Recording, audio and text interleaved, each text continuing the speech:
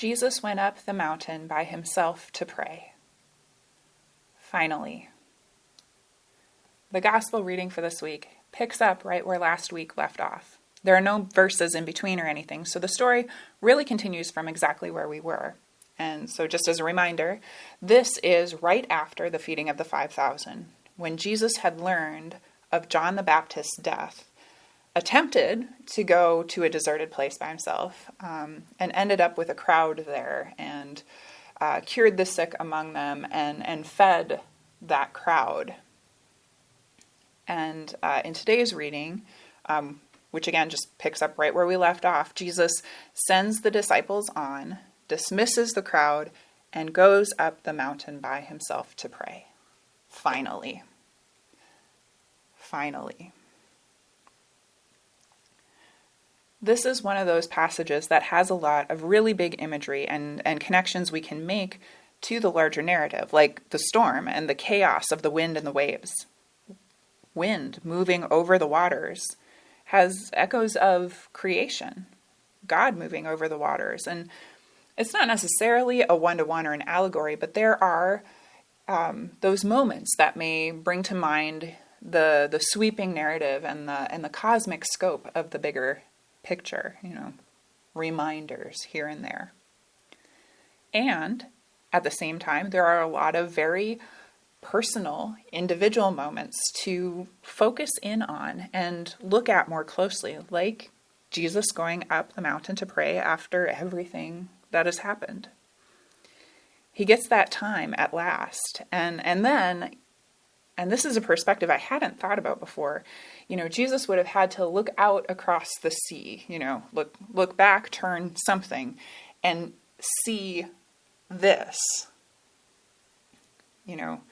Great big storm, big winds, little tiny boat. I don't even know how to imagine what Jesus might have been feeling at that time. Concern, worry. Those are his students, his disciples, his friends out there. Or maybe knowing what he can and will do, maybe just resignation. Here we go, back to work. And he goes out to them. And we can kind of almost zoom out, and think about this, back at that, cosmic level. Jesus goes to them walking on the water through the storm. Now, there's a bigger picture if you ever need one. Jesus doesn't falter or stumble, doesn't scold or judge.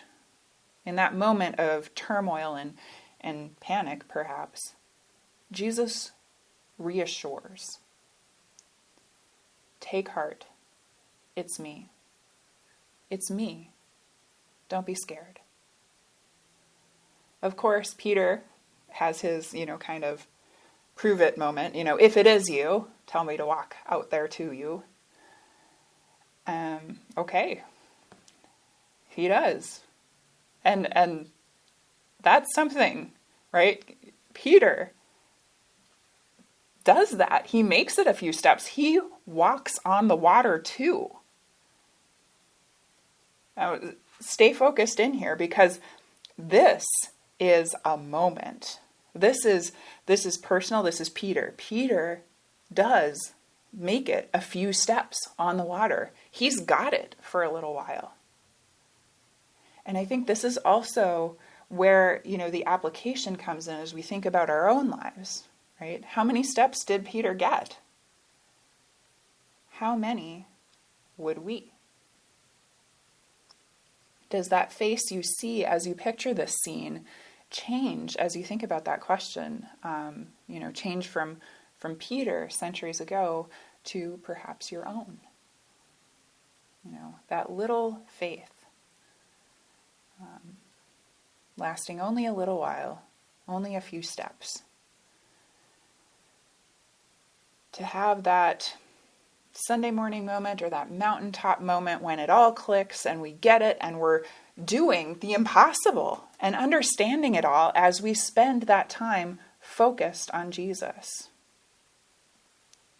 And then the storms come and distract and we lose that focus a little bit. And by the next day, or maybe even just later that day, we falter and fall. That's not all that happens, though. What Jesus said before still holds. Take heart, it's me. Don't be scared. I've got you. And he does. Jesus reaches out and catches Peter. He's not going to let him fall. That's not happening. This is Jesus. Our passage ends with another wide, sweeping image as the wind ceases and the storm is calmed. Those in the boat say, "Truly you are the Son of God." Truly you are the Son of God. We're going to hear that again near the end of the Gospel of Matthew from the guards at Golgotha. More echoes of the larger narrative in this moment.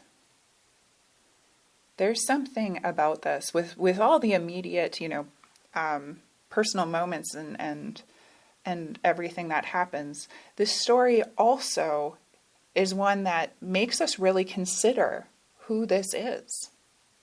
This is Jesus, who walks through the storms to reassure, who moves over the waters and calls and empowers others in their moments of life, who is not too busy or too anything ever to be there, right there in the moment, in our moments, in your moments, to catch you when the storms pull your focus away, to say, take heart, don't be scared, I'm here. I think of Peter again at the end of this passage, what he might be doing or where he might be at after all this. Probably, maybe, wrapped up in a blanket or something after falling into the sea. Watching the waves still as Jesus gets into the boat and hearing and maybe joining in that declaration. Maybe feeling embarrassed or silly, probably feeling cold. And then maybe realizing the magnitude of what just happened, who this is. This is Jesus. Jesus has got you. Jesus is right there to help you take another step and to carry you, to catch you when you can't, to encourage and empower you again tomorrow, to get out of the boat and to go walking on the water with Jesus again, to take another astonishing, incredible step of faith. Amen.